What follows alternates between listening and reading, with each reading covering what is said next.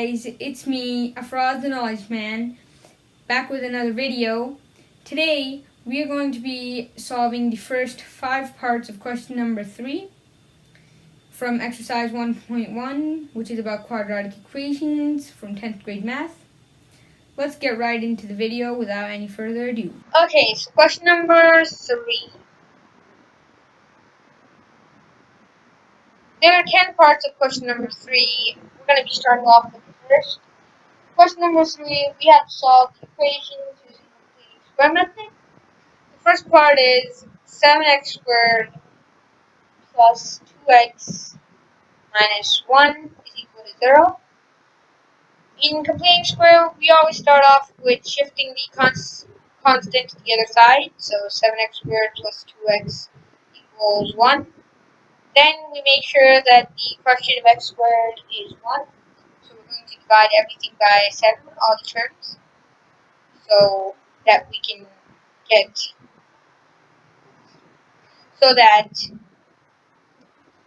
have 1 as the coefficient. So we get x squared plus 2 over 7x equal to 1 over 7. Now, the reason that it's called the completing square method is because we have to complete a square, a formula which includes square. So this formula can either be a plus b whole squared or a minus b whole squared. Now, the components we need to simplify into a plus b whole squared are a squared plus 2ab plus b squared. If we have components in this form, terms, sorry for saying components. If we have terms in this form, then we can write a plus b squared whole squared as a simplification, or for simplicity. Or if we have a squared minus 2ab plus b squared, we can write a minus b whole squared for simplicity. So, how do we know which one we're going to be using, or which one we're going to be completing? Is all by this sign. If it's positive, then we're going to be completing a plus b whole squared, and if it's negative, we're going to be completing a minus b whole squared.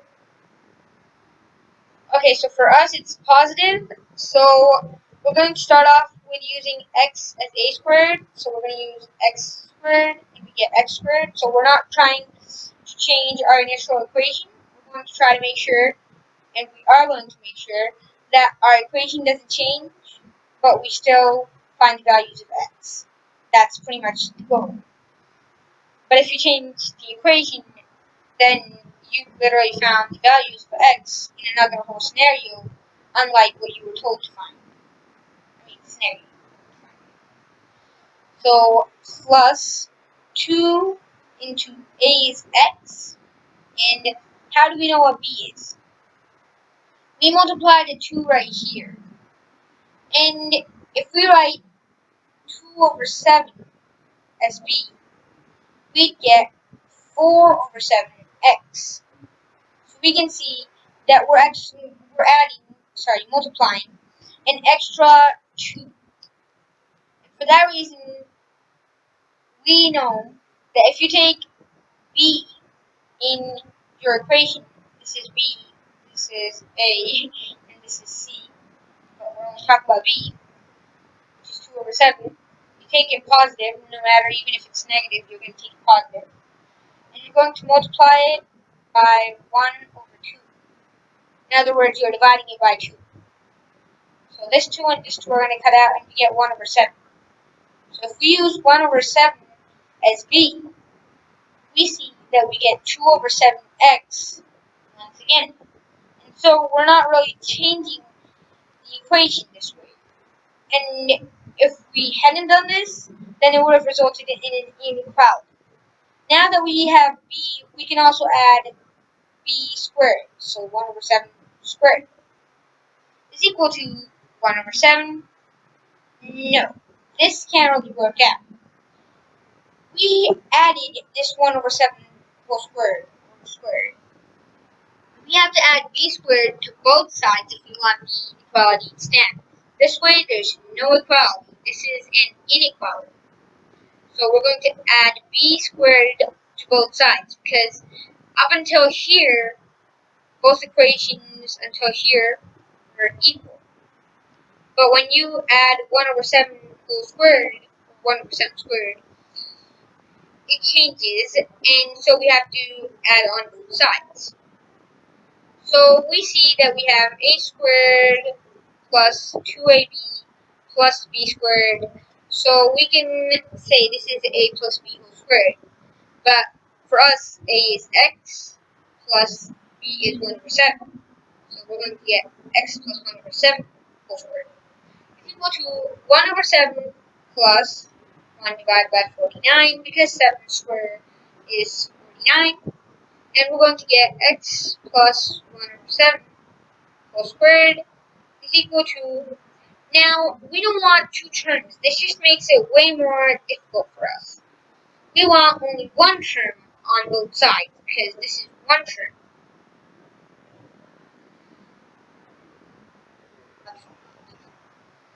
So we're going to multiply 7 in the numerator and the denominator because 7 multiplied by 7 is 49.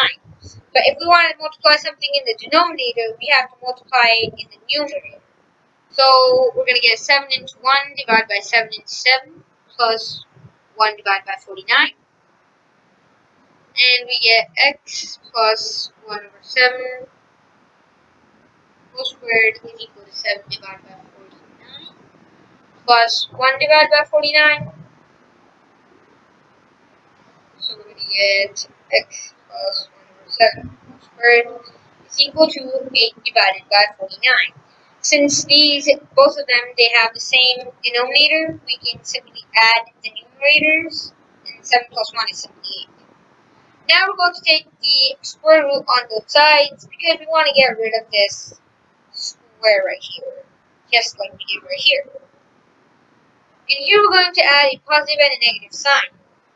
Why is this? Say we had under root 36 instead, or actually under root 49 as we do in the denominator. So if you take the square of positive 7, you get 49. If you take the square of negative 7, you get 49. Both of them are positive. So how do we know if the square root of this 49 is positive or negative? Now 8 isn't really a perfect square, or we could have also seen something with 8. But we can still simplify 8 into 7 equal to under root 8 we can simplify into 2 under root 2. And this is because if we find the factors of 8, they are 2 into 2 into 2. And we know that since this is a square root, one pair allows 1 2 to go out. So it can be 2 under root 2. And if this was a cube root, then it would be 2 into 2 into 2. Only one of these would be able to go out. And we'd have 2 only, not 2 under root 2. But anyway, we have 2 under root 2 because we're on a whole different scenario. Divided by, we have 7 because under root 49 is 7. So we get x is equal to negative 1 over 7 plus minus 2 under root 2, 7 divided by 7. So x is equal to, once again, the denominators are the same. So we can add the numerators, but we actually can't add the numerators because it would be negative 1 plus minus 2 under root 2 divided by 7. That's it. We can't really simplify further because this 2 under root 2, if we want to find a number using this under root, we we can find a number, it'll be in decimals though. We don't want to go into decimals because that's totally not necessary. We were just told to find the value of x, and no one asked us to find the exact value, or else we'd also have to divide by 7. And, we'll just stretch it longer, and we don't have to do that yet. Maybe we will in at future levels, higher levels. And by the way, x does not only have one value here, it has two values. X is equal to -1 plus 2 under 2 divided by 7, and -1 minus 2 under 2 divided by 7. But it doesn't mean that this is the wrong way of writing it or something. It's just like a simpler way, or a shorter way, you could say. Part 2. Part 2 is ax squared plus 4x minus a is equal to 0. Here, we first of all are going to send the constant to the other side, so ax squared plus 4x is equal to a. Dividing all terms by a, divided by a, divided by a, divided by a. So this a cut out, and this a cut out. So we get x squared plus 4 divided by a, x is equal to 1. So x squared, once again, we have a positive sign here, so it's going to be plus 2x into x is a, and for b, we take 4 over 8, multiply by 1 over 2, 2 and 4 cut out, and we get 2, and we get 2 over a. So into 2 over a, plus 2 over a squared is equal to 1 plus 2 over a squared. So x plus 2 over a whole squared is equal to 1 plus 4 divided by a squared. So x plus 2 over a whole squared is equal to, we can also write 1 as 1 over 1, or any number if it's 5, 7, 8, 9. They all have a denominator of 1. Anything that's divided by 1, it doesn't change, it stays the same. And anything multiplying with 1 also stays the same. So we can write this as 1 over 1. And we're going to have to multiply by a squared in the numerator and the denominator, as I did. Plus 4 over a squared. And yes, we did multiply a squared in the numerator and denominator because we wanted their denominators to be the same. So we get x plus 2 over a whole squared is equal to a squared divided by a squared plus 4 divided by a squared. So we get x plus 2 divided by a whole squared is equal to a squared plus 4 divided by a squared. And yes, once again, since the denominators are the same, we can simply add the numerators. Now we're on both sides. So x plus 2 divided by a is equal to plus minus a squared plus 4 divided by a. And so x is equal to -2 divided by a plus minus under root a squared plus 4. By the way, guys, this is a squared, sorry. Divided by a. And so x is equal to -2 plus minus under root of a squared plus 4 divided by a. Once again, since the denominators are the same, we can simply add the numerators. Okay, part 3. Part 3 is 11x squared minus 34x plus 3 is equal to 0. 11x squared minus 34x. We're shifting the constant to the other side, so is equal to negative 3. And 11x squared divided by 11 minus 34 divided by 11x is equal to negative 3 divided by 11. 11 and 11 cut out, and we get x squared minus 34 divided by 11x is equal to negative 3 divided by 11. Okay, so we have a negative sign here this time. So it's going to be x squared minus 2 into x into 34 divided by 11. Once again, we have to multiply by 1 over 2. But even though this is negative, we're still taking a positive 34 over 11. And that's because there's a negative sign here for a reason. So 2 and 34 cut out, we get 17. So 2 and 34 cut out, and we get 17. 17.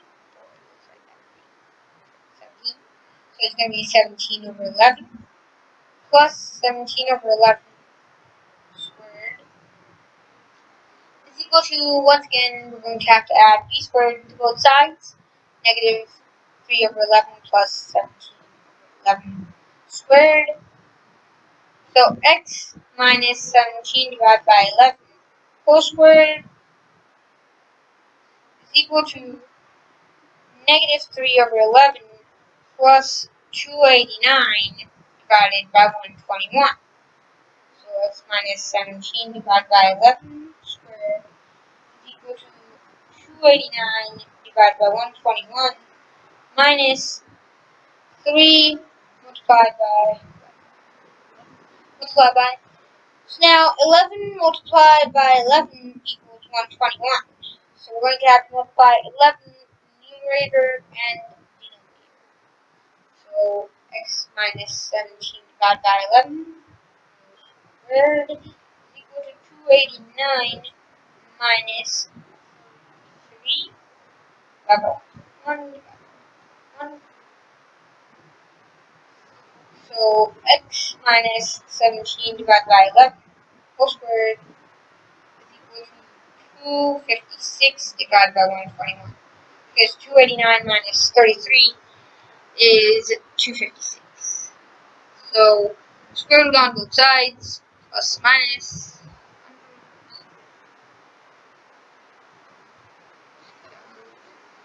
X minus 17 divided by 11 is equal to positive and negative 16 divided by 11.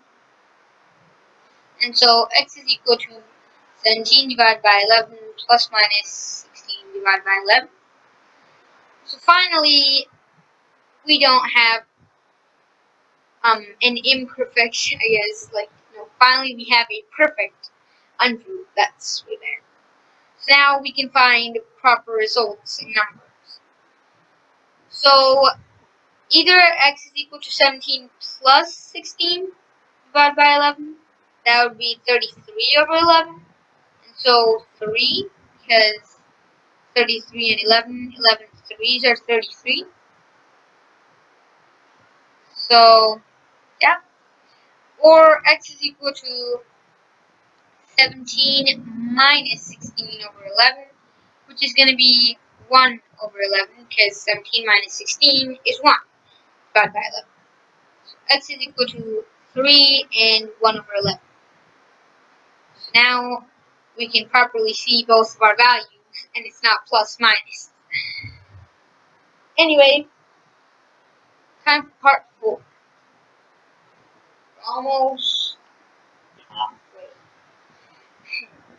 Lx squared plus mx plus n is equal to 0. So, first of all, we're shifting constant to the other side. So Lx squared plus mx is equal negative n, dividing all terms by L.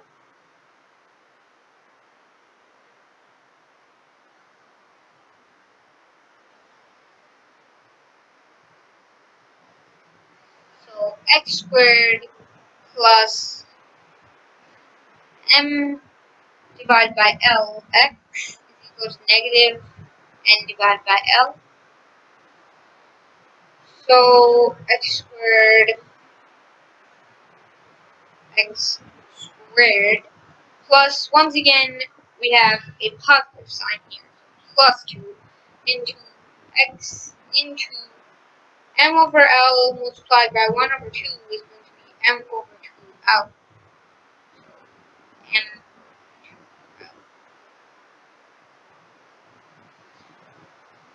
plus m over 2L whole squared is equal to negative n divided by L plus m over 2L squared. So x squared, x plus m over 2L whole squared is equal to negative n over L plus m squared divided by 2L squared. So x plus m over 2L whole squared is equal to m squared divided by, guys, sorry, this is 4L squared. Positive? Yes, it is. It's 4L squared because 2 squared is going to be 4. So sorry, you messed it up. So it's going to be divided by 4L squared minus n. We're going to multiply n by 4L divided by L is also going to multiply by 4L because L multiplied by 4L is going to be 4L squared. So x plus m over 2L whole squared is equal to m squared divided by 4L squared minus 4ln divided by 4L squared. So x plus m over 2L whole squared is equal to m squared minus 4ln divided by 4L squared. X plus m over 2L whole squared is equal to, oh sorry, yes, that's positive m squared minus 4ln divided by 2L negative sign. So here, sorry guys, got to put it on blue here. I don't know why I'm messing up so much.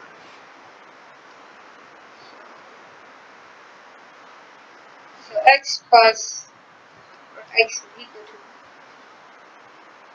negative m divided by 2L plus minus under root of m squared minus 4ln divided by 2L. So once again, the denominators are the same, so we can simply add the numerators. So negative n plus minus under root of m squared minus 4ln. Of course, we can't add, oh, right here, we can't add the numerators because they're variables on top of that. They're not addable, and they're variables. Okay, time for part 5.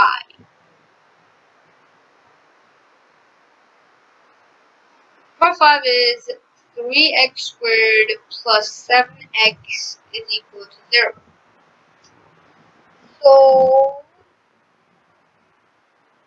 let's divide all terms by 3 because we don't really have any constant.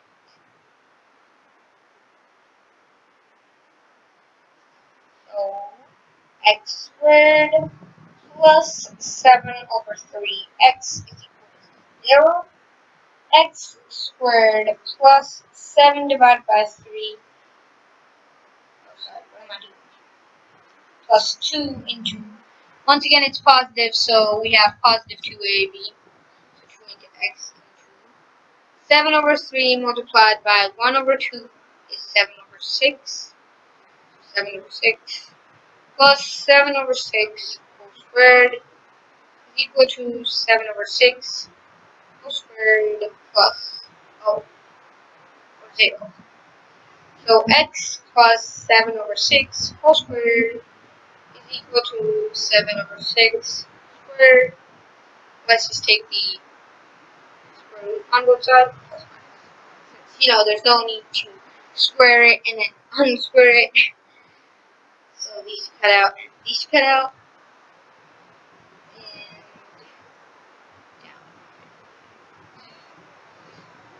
And x plus 7 over 6 is equal to positive and negative 7 over 6. So x is equal to negative 7 over 6 plus minus 7 over 6.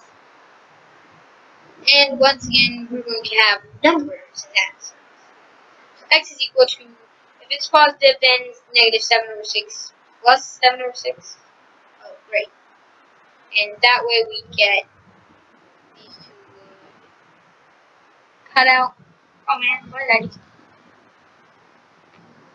I guess. Okay. It's equal to 0, so x would be 0. That's one value. And if it's negative, then x is equal to negative 7 over 6 minus 7 over 6, which is negative 14 over 6. And that way, we get 7 over 3. So negative 7 over 3. So we get x is equal to 0 and negative 7 over 3. And that's our solution set.